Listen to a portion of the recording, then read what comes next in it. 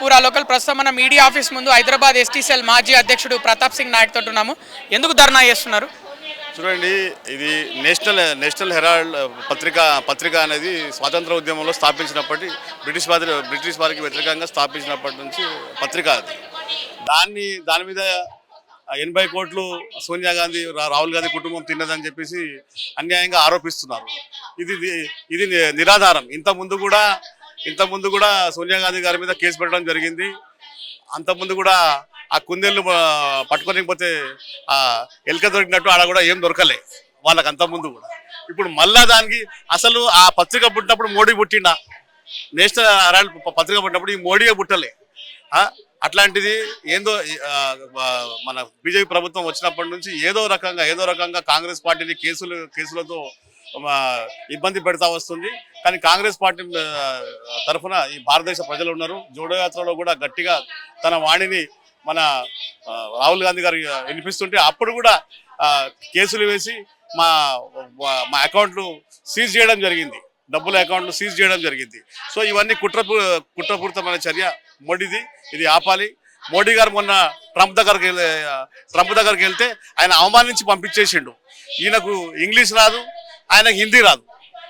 ఆడపోయి ఏదో పీకుదామని పోయిండు, ఆడ ఏం కాలే. ఇప్పుడు ఏమైంది? సోనియా గాంధీ రాహుల్ గాంధీ కుటుంబం మీద పడ్డాడు.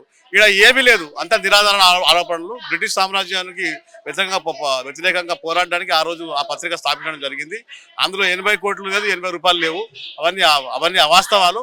కాకపోతే ఏదో రకంగా కేసులు పెట్టి గాంధీ కుటుంబాన్ని అవమానించే రకంగా మోడీ ప్రభుత్వం ప్రయత్నం చేస్తుంది. ఈ మోడీ, అమిత్ షా ఇద్దరు భారతదేశ కేడీలు. ఈ కేడీలు ఉన్నంతకాలం ఇట్లాంటి అన్యాయం భారతదేశ ప్రజలు అనుభవించవలసిందే.